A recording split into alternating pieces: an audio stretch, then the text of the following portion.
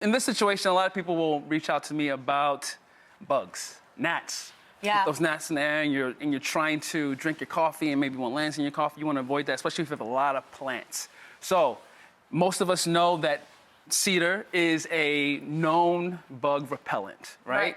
So in situations in your home, if you have kids, this is a really cool hack, is to take a pencil and a pencil sharpener. You have one there. I have tons of pencils and pencil sharpeners. I actually collect pencil sharpeners. I'm not kidding. Oh, well, great.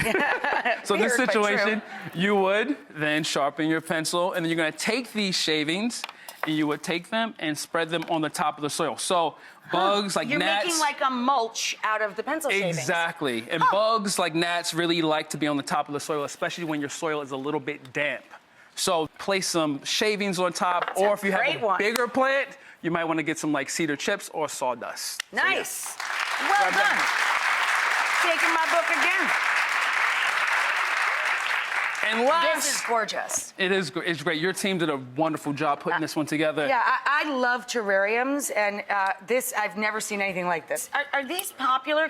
Is it easy to find these, or is this a real specialty item? You can find them in most stores. Right. I would find one where if you have big hands like myself, you can put your hand in there to do some of these. Right. This is right.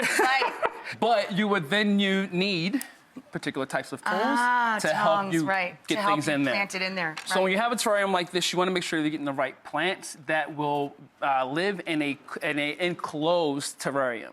So in this particular situation, we're going to use ferns, an orchid, things of that nature that once they're in there and this is closed, that sort of moisture, once we mist these plants, the condensation will continuously It's like its own little ecosystem? Its own little ecosystem, and it completely just keeps watering itself overnight. That's amazing. So once you do Beautiful. that, you add more